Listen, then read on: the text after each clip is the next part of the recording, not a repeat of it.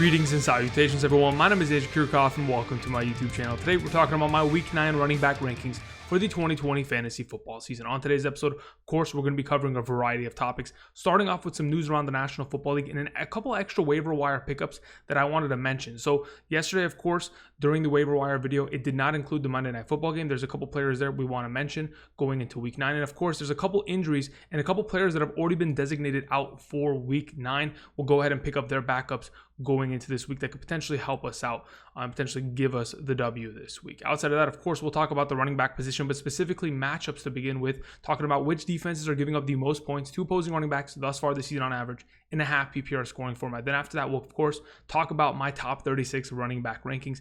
Thank you, everybody, for joining us today. Again, if you have not yet already, click that subscribe button because we are on our way to 33,000 subscribers.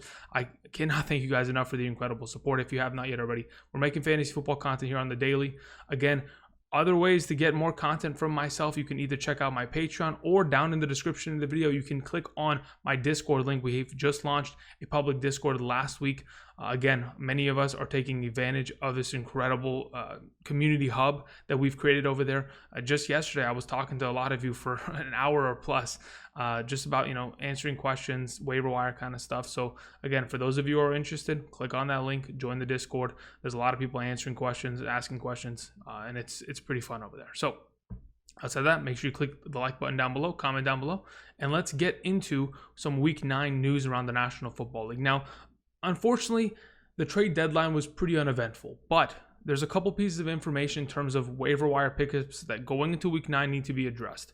First and foremost, from the Monday Night Football game between the Tampa Bay Buccaneers and the New York Giants, I think Wayne Gallman, after playing ridiculously well against one of the best run-stopping defenses in the National Football League, I give a lot of props to the offensive line of the New York Giants and, of course, Wayne Gallman. Even with splitting some touches with Alfred Morris, I think he proved for back-to-back weeks against the Philadelphia Eagles and then now against the Tampa Bay Buccaneers that he could be a viable running back option. So again, he is a waiver wire pickup. On top of that, Myles Gaskin, running back for the Miami Dolphins, has been deemed out. His backup, Matt Breida, should be picked up. I'm not exactly sure what the information regarding his injury is because honestly, I just heard the news, had to make the change, and now I'm recording this video. So again, it could be up to just this week or multiple weeks. Either way, Matt Breida is the guy to pick up after that. Now, in terms of the Thursday Night Football game, Tevin Coleman has already been deemed out, so JaMycal Hasty and, of course, Jerrick McKinnon will be the 1-2 combo in that contest against the Green Bay Packers defense. On the other side of the ball, the Green Bay Packers, their running back situation is a little bit tricky at this moment in time. We are not sure who is going to be the starting running back. What we can confirm is that A.J. Dillon and Jamal Williams are both going to be on the COVID-19 list. They are on the injured reserve for X amount of weeks. Aaron Jones, who has been dealing with a calf injury, they're pessimistic on his opportunity to potentially play this week on Thursday night. Again, it's a shorter week. They don't think he's ready. So where does that leave us? Either Tyler Ervin or Dexter Williams. Now, as of right now, Dexter Williams will be brought up from the practice squad while Tyler Ervin was already active due to A.J. Dillon's absence this past week. I think Tyler Ervin will probably be given a bulk of the carries. But again, I still want to go ahead and have a piece of this backfield if, in fact, Jamal Williams is going to be on the IR for a little while and Aaron Jones might not come back this upcoming week or even the following week. I'd like to get the piece of whoever the starting running back is in this Packers backfield because they continue to succeed regardless of who's back there. So those are the pieces of information that I wanted to cover. Hopefully that helps you guys out going into this upcoming week. Now that we've covered that, we can go ahead and move on to the matchups at the running back position for Week 9. Now, again, I just mentioned a lot of Green Bay Packers running backs, but the fact of the matter is the Green Bay Packers as a defense have been giving up a lot of points to opposing running backs thus far this season. In fact, they've been giving up 36.34 per game to opposing running backs in a half PPR scoring format. A lot of us shouldn't be surprised about that considering Dalvin Cook just went for 46 points against them in a half PPR scoring format, 4 touchdowns, over 150 rushing. I mean, it couldn't have been better for Dalvin Cook and Dalvin Cook owners. The matchup was beautiful, and I think anybody who plays against the Green Bay Packers should be in line for a great performance. JaMycal Hasty and, of course, Jerrick McKinnon. We'll talk about both those guys to an extent later in the video, but that is the best matchup on the week. The next best matchup, Houston Texans, giving up a lot of points to running backs. They're coming off the bye week. Maybe they can go ahead and shift the tides, but they're giving up the most rushing yards on average per week to opposing running backs. James Robinson, the thumbnail for today, should be able to take advantage of it regardless of who's at the quarterback position. The Detroit Lions, unfortunately, will have to take on Dalvin Cook this week. They got beat up a little bit by the Indianapolis Colts on the ground. And from the running back position on top of it, here comes Dalvin Cook to rain on their parade once again. The Carolina Panthers take on CEH and Le'Veon Bell. We'll talk about what exactly I expect from that backfield going forward. But again, a little bit of, I'd say, turmoil in that backfield in terms of what exactly we can expect and rely upon. We have the Las Vegas Raiders. They take on the Los Angeles Chargers, who just ran for over 200 plus all-purpose rushing yards just this past week against Denver, who is one of the better run-stopping defenses. So again, the Raiders are going to have their hands full. The Jacksonville Jaguars will take on David Johnson. That's a great matchup for him. Miami Dolphins. This is a really good opportunity for Chase Edmonds to step up and prove to why he should be the starting running back of this team going forward. The Jets will take on Monday Night Football the New England Patriots, in which, of course, Damien Harris, Cam Newton will be the two running threats against that defense. And then we'll have the Chargers against Josh Jacobs, who, even though had himself over 100 rushing yards, it took him 31 carries to get there, which is definitely something that we don't like to see from our running backs, especially if they're not scoring touchdowns. It breaks down their body. But in terms of the tougher matchups going into this upcoming week, of course, the Pittsburgh Steelers, one of the best defenses against the running back position. Unfortunately, Ezekiel Elliott will be subject to that kind of a beat down, especially with his offensive line not playing well. But the 49ers as well playing well against running backs. It's a matter of what exactly are we going to see from the running back position of the Green Bay Packers. Are we going to see a third string back, or are we going to see Aaron Jones play? We'll see how that kind of transpires. The Indianapolis Colts haven't given up a lot of points to opposing running backs, but then again, they play against the Ravens. The Ravens just dominated against the Pittsburgh Steelers, run-stopping defense. I think the Ravens are one of these teams that have kind of proven, no matter who they play against, they can run the ball and they can impose their will regardless of what they're facing. Speaking of the Ravens, they don't really give too many points to opposing running backs. So this is going to be an interesting matchup between the Colts and the Ravens, two AFC powerhouses right now in terms of the running game going against one another. The Washington football team, the New Orleans Saints. The Tampa Bay Buccaneers sitting at 21 is a little bit of a surprise considering they're giving up the least amount of rushing yards to opposing running backs. But again, the touchdowns have been there in the receiving games. They've been giving up a lot of yards in terms of passes to opposing running backs this season. And they'll take on Alvin Kamara. So again, they'll be a little beat up there. Regardless, those are some of the tougher matchups, giving you some perspective as to what the matchups look like for Week 9 at the running back position. Now that we've covered that, we can go ahead and move on and talk about my top 36 running back rankings on the week. Starting off with my number 1, of course, it is Dalvin Cook, the guy coming off of an incredible performance, a career performance. 30 rushes for 163 rushing yards, 3 rushing touchdowns, 2 catches for 63 receiving yards, and a receiving touchdown, 47.6 points. My goodness, they take on the Detroit Lions, the third easiest matchup at the running back position right now. I don't think I really need to say anything else.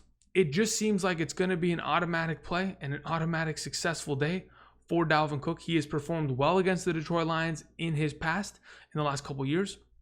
And it just seems to me like he will just be ready to put up another 25-point game with the potential, of course, of a 30-point monster. Dalvin Cook's my number 1. We move on to Christian McCaffrey. Now, I expect Christian McCaffrey to play this week. Hopefully, he ends up playing. Now, of course, last week, I had already thrown him on the rankings, assuming that when they designated him to return, that he was going to give it a shot. Of course, it was a shorter week. This upcoming week, they take on the Kansas City Chiefs. Again, Christian McCaffrey, when healthy and when playing, he's a 25-point guy.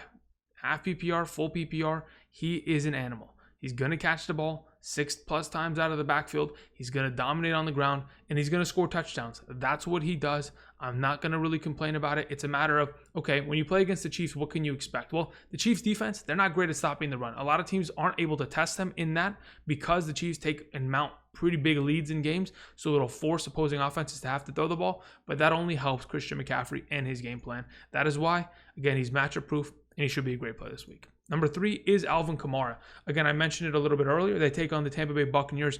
And Alvin Kamara, in his career against Tampa Bay Buccaneers, has been consistent. And even though the Tampa Bay Buccaneers are allowing the fewest amount of rushing yards to opposing running backs this season, I still think because they play against each other so many times, twice a year for the last couple of years, they know exactly how to approach this game.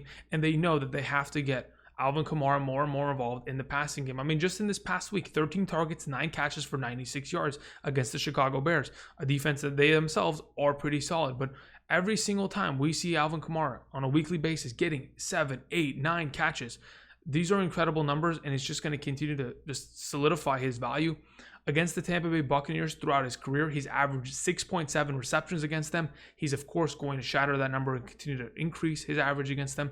I think Alvin Kamara is a fantastic play and my number 3 running back. Derrick Henry, of course, my number 4.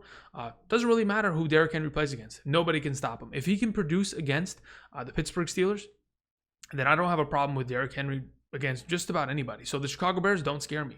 I think the Chicago Bears, of course, Alvin Kamara played against them, Latavius Murray. Both of them had respectively good games overall in terms of yard per carry per average. And I think as long as this offense kind of figures it out and the Tennessee Titans want to at least keep themselves in the game, they're going to be fantastic. I think Chicago's offense themselves are struggling heavily.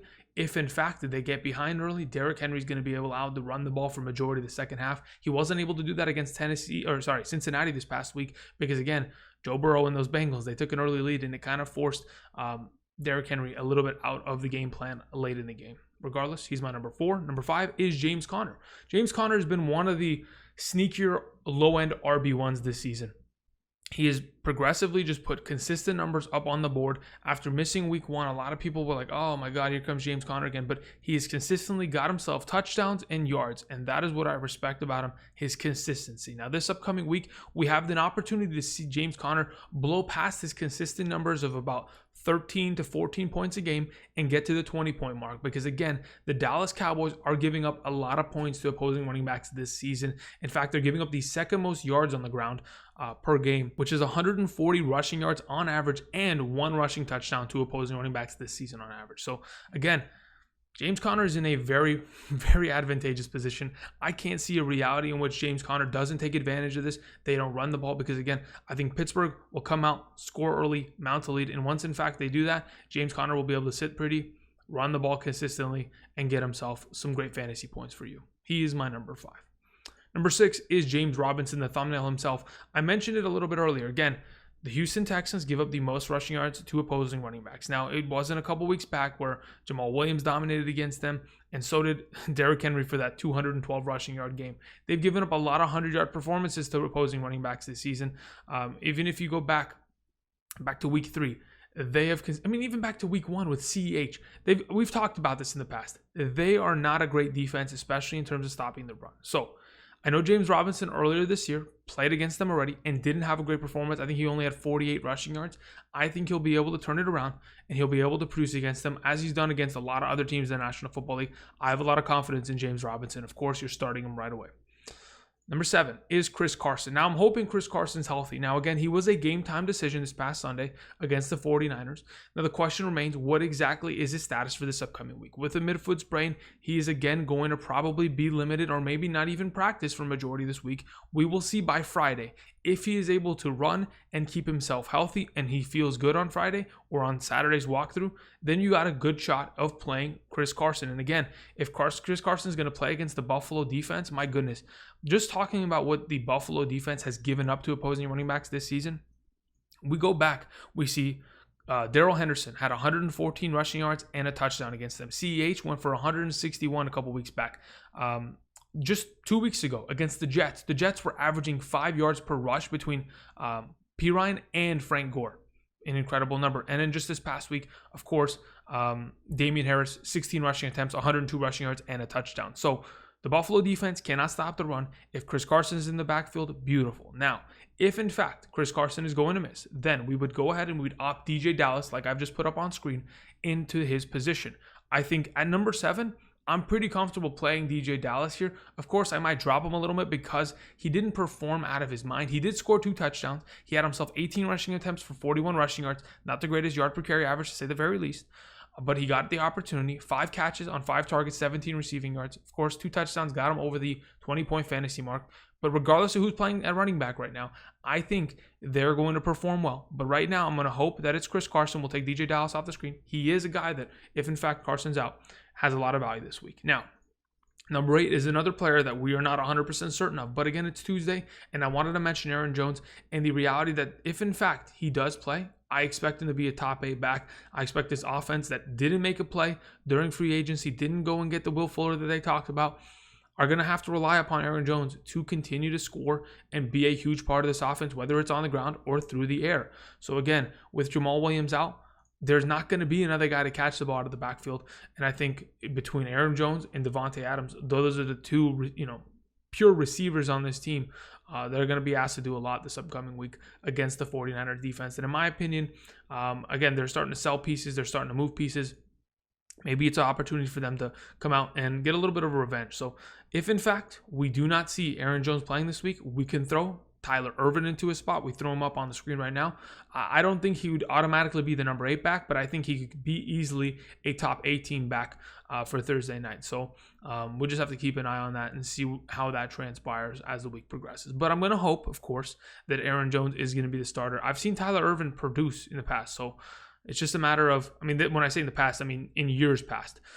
So we're just going to have to hope that he's still relevant in this offense. So moving on to our number 9, we have ourselves Chase Edmonds. And I think, of course, Chase Edmonds is going to have a lot of opportunity this week. The last time we saw him play, week 7 against the Seattle Seahawks, he had himself 5 carries for 58 yards, 7 catches for 87 receiving yards, and 18 fantasy points. So let's not forget what kind of value Chase Edmonds has. He is an extremely valuable receiving back on top of the fact that on the ground, he's deceptively good. He's got a lot of burst and can easily be able to run through these holes and make plays, especially against Miami's defense that is giving up, the 7th most points to opposing running backs. So again, I think the advantage is or on the side of Chase Edmonds. Without a Kenyon Drake on the field, which Kenyon Drake was rushing the ball, 18, 17 times per game on average this year, I think the opportunity of Chase Edmonds touching the ball 25 times is not out of the realm. Of course, they don't want to beat him up and get him injured like they did last year, so they will take it easy with him. I still think that this opportunity and the game for this upcoming week should just lean to points for Chase Edmonds and be a great play. Our number 10 for this week is Todd Gurley, and though his production wasn't similar to the first time he played against the Carolina Panthers this past week, 18 rushes for 48 yards in comparison to the 18 rushes for 120 yards the last time he played against him, it's fine, right? His touchdown saved the week, got him over 10 fantasy points. He has scored a lot of touchdowns this season already. He is, still maintaining as a top, 8 running back and a half PPR in fantasy. He's consistently producing, and as long as he finds the touchdowns, and as long as he's getting the amount of work he's gotten, 18 rushing attempts this past week, I think he's going to continue to lead to his ultimate success. Now, the question remains, when you play against the Denver Broncos, what can we expect? The Chargers just ran for over 200 yards against them. Of course, there is something that the Chargers found and saw that, of course, the Atlanta Falcons are going to see during film, and they're going to take advantage of. So hopefully Denver's fixing it. But if they're not, Todd Gurley's going to be able to come down the field. If Calvin Ridley misses, they're going to rely upon the running game even more. And I think Gurley could be a great play this week, of course, like he is every week now. My number 10. My number 11 for this week is Josh Jacobs. Now, even though Josh Jacobs was a little bit underwhelming last week, had 128 rushing yards, didn't get any work in the passing game, hasn't scored a touchdown in quite some time. This is beginning to get on my nerves, I know, but he plays against the Los Angeles Chargers. They don't have one of the better run-stopping defenses. I think, honestly, Josh Jacobs will be able to score against them, will at least be able to produce well in terms of production on the ground, yardage-wise. It's just a matter of how much time are we going to have to wait until Josh Jacobs scores a touchdown? They've given him opportunities on the 1-yard line. They've given him goal line chances. Sometimes he just fails. But again, I think they've got to make a concerted effort, get this guy in the end zone so that us fantasy owners can at least get some value out of him. I still think that he's one of the better backs in the league. He gets some of the most opportunity, 31 touches just this past week. So again, the opportunity's there. He's just got to find himself in the end zone because he's getting the yardage that we want every single week. So we'll go ahead and move on to our number 12, Clyde Edwards-Helaire. I think even though Clyde Edwards didn't do anything this past week, it was more of a, hey, we're not going to run the ball. We're just going to blow out the Jets and let's just be done with it. Because the Jets scored pretty early. They had scored 3 field goals within the first quarter or something. And they were competing with the Chiefs. The Chiefs were like, all right, let's send this into overdrive. We're not going to even need to run the ball. They didn't run the ball. Clyde Edwards had literally no stats, and neither did Le'Veon Bell. Clyde Edwards had himself 6 carries for 21 yards, 3 catches for 14 yards, no touchdowns, didn't do anything fantasy-wise. But this upcoming week, they take on Carolina. Again, I think the Carolina Panthers are a defense that is very susceptible to the running game, and if they want to get back into running the ball, then Clyde Edwards is the way to do it. It's not going to be through Le'Veon Bell. Le'Veon Bell is just an extra piece that they have on roster, not someone that they're going to rely upon on a weekly basis.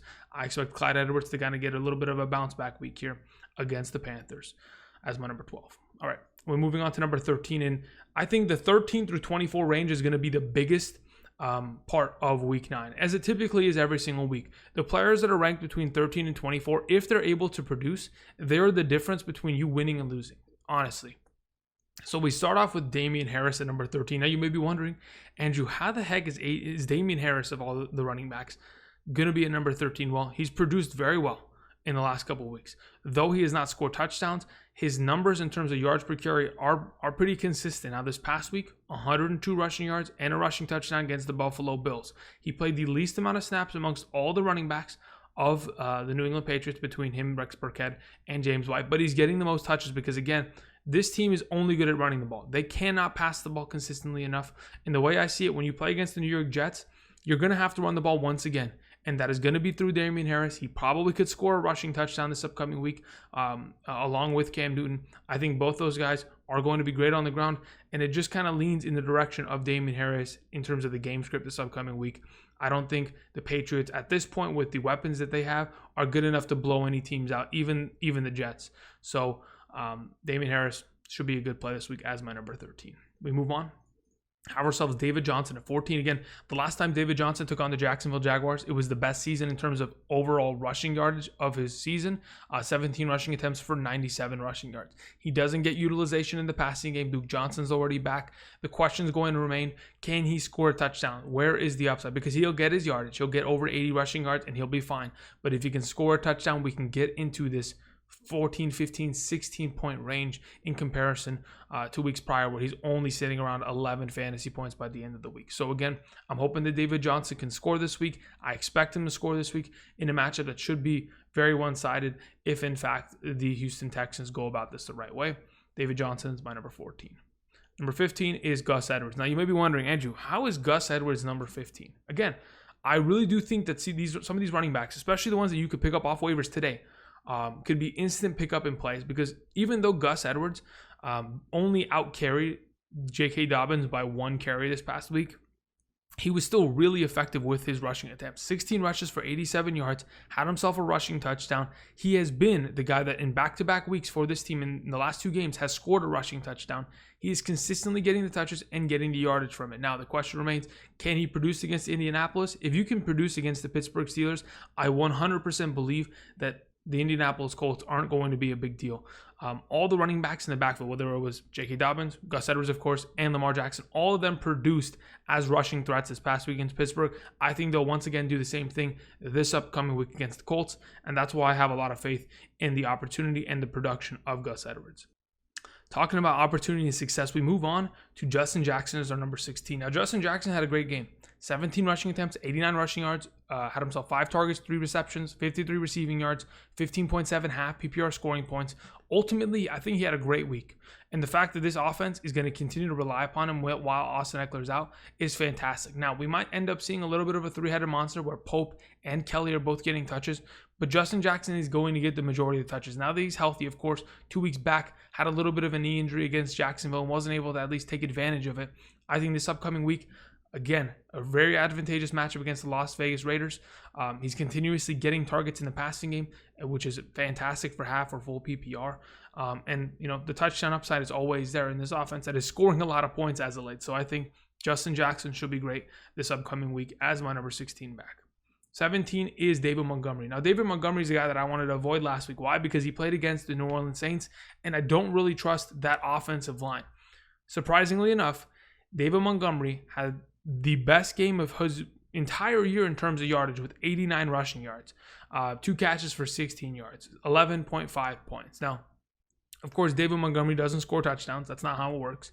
And he had himself a total of 23 total touches. That's fantastic. But fortunately for him, he won't be playing against one of the tougher defenses, even though he played very well against the Saints. A lot of it had to do with that one big rush. It was a 3rd and 1, and he went for 50 yards. Great. But either way, I think the potential of David Montgomery this week against Tennessee is on his side. Tennessee's defense cannot do anything. They played against a backup offensive line last week where 4 of the starters for the Cincinnati Bengals offensive line were out, and they could not sack Joe Burrow. Neither could they stop the run or Giovanni Bernard. So I think David Montgomery should be a great play this week as my number 17. Number 18 is JaMycal Hasty. I think, again, the Green Bay Packers giving up the most points just makes me think that JaMycal Hasty, even though he didn't have one of the best weeks, 12 rushes for 29 yards, still got himself a rushing touchdown, should be in line for some pretty nice production this upcoming week. Let's not forget the Green Bay Packers.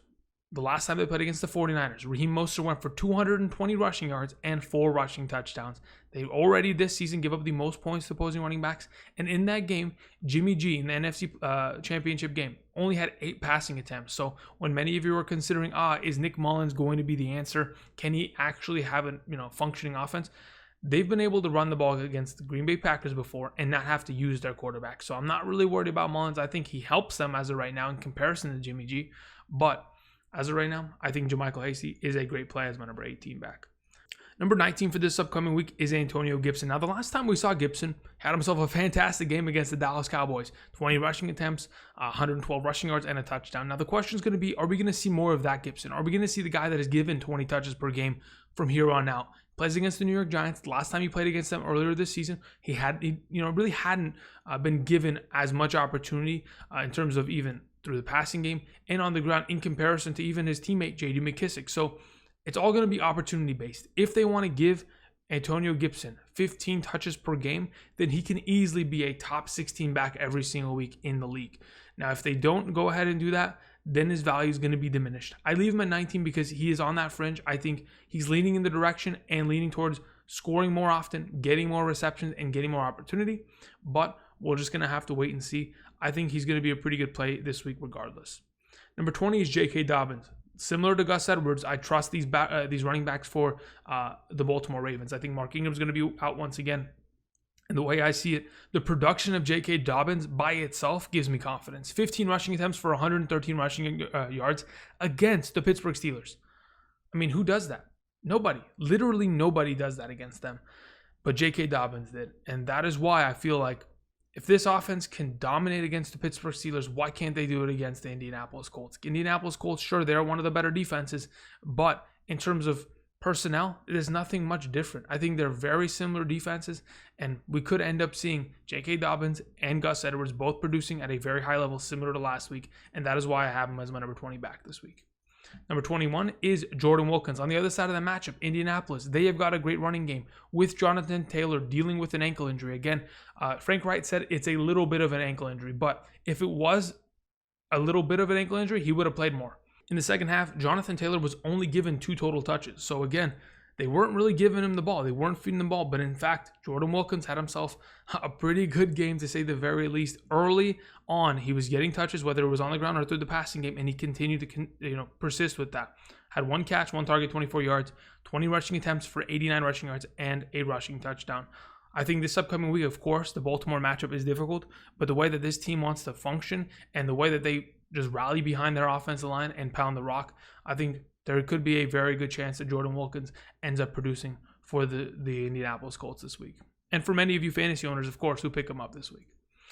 Zach Moss is my number 22. Again, another one of these backs that you could pick up and play this week. I think Zach Moss playing against Seattle, even though the Seattle Seahawks have been a team, I think they give up the 14th most points to opposing running backs. They haven't been a team that just completely gets blown out, but they've given up their fair share of pretty good performances. And the way that Zach Moss has continued to trend over the last couple weeks, getting consistent touches, out snapping Devin Singletary, and now scoring touchdowns, his yards per carry average over the last 2 weeks has been great and is continuing to lead in the right direction. They want to go ahead and potentially switch to Zach Moss as their lead back going forward, because again, they're going to have to rely upon their running game, because for as bad as Josh Allen's been playing in terms of throwing the ball, they need a consistent running game to allow Josh Allen to use more play action opportunities and give him more of a opportunity to succeed. So again, Zach Moss, I think against Seattle, not a bad matchup at all. Number 23 this week is DeAndre Swift. And even though I throw out the suggestion, I hesitate to an extent, because DeAndre Swift this last week didn't do anything. Like, he literally had 6 rushing attempts for 1 yard against the Indianapolis Colts. And I know this offense isn't great at running the ball, but the fact that he only had himself 9 total touches in a game in which they were passing for a majority of the second half just makes me think that they don't trust them enough in the passing game, and they're not going to utilize them enough there. So if that's the case, then maybe we can't trust DeAndre Swift. I know he plays against Minnesota. That is a far easier matchup and something that he could potentially come out early and score in. But again, the fact that he has to continue to compete with Kerryon Johnson, who scored a touchdown this past week, and Adrian Peterson, just makes his value that much less. And that's why he sits at 23. I still think he has value this week. It's just not as great as it's been in weeks past. Number 24 is Phillip Lindsay. I think he's the better back of the two. I think he is honestly a superior back to Melvin Gordon. Melvin Gordon is going to get the third down work, and that's fine. But, Phillip Lindsay should be the starter. I mean, he was the starter prior to the concussion that he faced and got against the New England Patriots a couple weeks back. So hopefully he'll go back to being the starter because he's got way more burst and way more playmaking ability on the ground than Melvin Gordon right now. And I continue to trust Phillip Lindsay as a great pickup and play option if he's available, or a guy that you can slot in based on injuries or bye weeks this week. Again, if he's going to have himself 6 rushing attempts for 80 plus yards and a touchdown, that kind of a 40-yard burst play, you're not going to find from Gordon. I know he did it earlier this year against the Jets, but that was a broken play. I think Phillip Lindsay could be the starting back of this team going forward and potentially pose a lot of value for a lot of you owners. Number 25 is Leonard Fournette. Now, Leonard Fournette last night on Monday Night Football pretty much evaporated all of the value of Ronald Jones. So where exactly does that leave Leonard Fournette? Leonard Fournette is a bit of a 3-down back. We've seen him do it in Jacksonville. We've seen him catch the ball consistently. Just yesterday, had himself 6 targets, 3 receptions, 19 receiving yards. He's not going to get a lot of yards, but he'll get the receptions. On top of it, had 15 total rushing attempts in comparison to Ronald Jones's 7 rushing attempts, so doubled him up, had himself 52 rushing yards. This upcoming week, they take on the New Orleans Saints. Again, they are really tough to play against, but if Leonard Fournette is continued to be given the starting work and the starting opportunity, then so be it. I have to continue to lean in his direction. I just think this running back situation in Tampa Bay is an absolute mess, and it really hurts to witness the kind of mess that it's kind of divulging into. We move on to 26. We have Melvin Gordon. I think Melvin Gordon is a decent option, but one that, unless he scores a touchdown, is going to be hard to trust. Sure, he's going to get some receptions out of the backfield, especially in games in which they're not going to be able to compete with on the ground. I think a lot of people forget just how good the Atlanta Falcons are in terms of stopping the run. The Atlanta Falcons are one of the better teams in the National Football League, and that might be because their secondary is awful, and maybe Drew Lock will be able to take advantage of it with the slew of wide receivers and tight ends he has, and they won't have to rely upon the run game. But either way, I think they've got a pretty good run-stopping defense, and I think Melvin Gordon, as of right now, because of the presence, Phillip Lindsay continues to lose value. We have ourselves Jerrick McKinnon at 27. Again, I think Hasty is the starter there. Jerrick McKinnon only had 3 rushing attempts for -1 yards, caught himself 4 passes for 40 yards, and stole a touchdown on the goal line. But again, he still is a part of the offense without Tevin Coleman there. Jerrick McKinnon could get more opportunity this week against the Green Bay Packers' horrible run-stopping defense. So there's always a possibility there. I'm just not 100% convinced that he is going to be able to score and be consistent enough. I think he's a average play, but something of a flex this upcoming week. We move on to number 28, Wayne Gallman. Again, if he's going to produce as well as he has, and Devontae Freeman is going to continue to miss time, I think that he can easily play well against the Washington football team this upcoming week. They don't give up a lot of points to opposing running backs or wide receivers, but that's mainly because their defense is far more improved, and their schedule has been pretty soft in comparison to a lot of other teams. So again, I think Wayne Gallman's got himself a pretty good opportunity this week to come in, put up some good points, potentially score a touchdown, get some good yardage. We've seen him get work in the passing game. It's just a matter of whether or not Daniel Jones is going to put him in a position to succeed. I know Dion Lewis had himself a receiving touchdown, could have caught the game-winning 2-point conversion if it wasn't for the efforts of Daniel Jones to throw that ball a little late. But either way, I think Wayne Gallman's still a pretty good option this upcoming week and going forward. 29 is Matt Breida. Again, he's going to be filling in for Myles Gaskin this week, and I think Myles Gaskin has proven to us what kind of value the starting running back position of the Miami Dolphins pretty much presents. I mean, Myles Gaskin this past week didn't have a great game, but 18 rushing attempts for 47 yards and a rushing touchdown, 6 targets, 3 receptions, 16 yards. That is the opportunity. You are going to get potentially over 20 touches. And Matt Breida, typically in his career, has never been given that kind of opportunity. And if, in fact, he is allowed to do so against the Arizona Cardinals, who he's played against many times when he was a 49er, could end up having himself a pretty good game. I expect him to be a pretty decent pickup and play this upcoming week as the starting running back of the Miami Dolphins. We move on to Nyheim Hines at 30. I think his PPR base is what gives him value. If Jonathan Taylor's to miss time, Nyheim Hines can easily come in and rush the ball, 10 times in the singular game. On top of that, if this game gets out of hand and the Baltimore Ravens are leading heavily, they're going to have to pass the ball more. And of course, Nyheim Hines will take advantage of that and find himself some value there. I think they'll continue to use him more, hopefully, because again, he started off week 1 looking like Austin Eckler of the Chargers. That's how he looked. He caught the ball 8 times, was incredible. but then all of a sudden went downhill and was not utilized anymore. I don't know what exactly this offensive coordinator for the Colts wants to go ahead and do, but it just seems like Nyheim Hines is such a cheat code for that offense that they should continue to utilize him and find the value from that. J.D. McKissic, another one of these receiving backs, is my number 31. Now, I have Antonio Gibson a little bit lower in my rankings, like I mentioned, because J.D. McKissic's presence.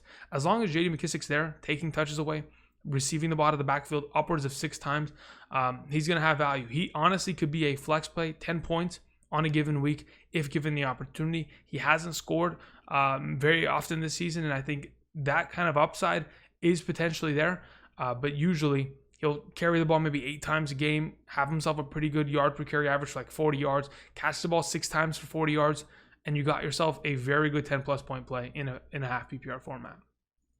Troymaine Pope is my number 32.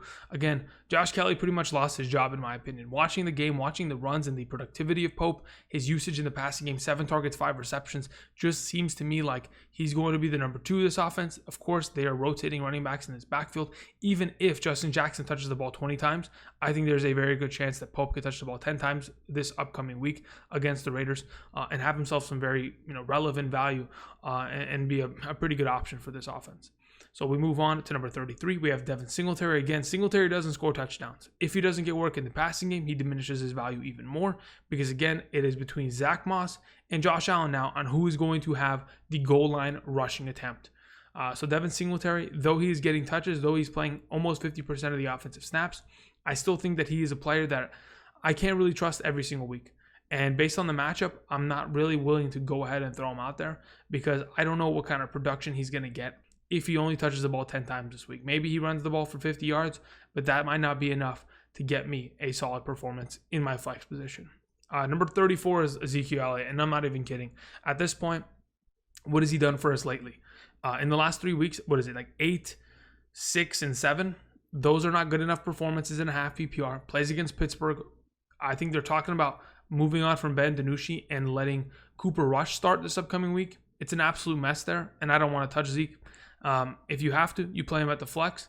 But as of right now, he's been averaging and finishing around number 34. And that's where I put him there. Because for the last 3 weeks, the 8, 6, and 7 points, those have been, finish at number 30, finish at number 40, finish at number 35. So finding the average, Zeke as of right now, that's where he kind of lies. 35 is Ronald Jones. I'm worried about him, of course, because if you're only going to touch the ball 7 times in a game, you're not going to find value unless you score a touchdown. And I think it's going to be definitely a difficult thing to do against the New Orleans Saints, one of the better run-stopping defenses. Of course, earlier this season, we saw Ronald Jones produce well against them in week 1 with 17 rushing attempts on the ground. But that being said, Ronald Jones just not really given opportunity right now. And if he's not going to get the ample amount of touches, then I can't really trust and throw him out there. Really unfortunate. Another back that we've relied upon. I mean, these are 3 back-to-back backs. Ezekiel Elliott, Ronald Jones, and Mike Davis, 3 guys that we've relied upon heavily already this season, have pretty much gotten all their value siphoned.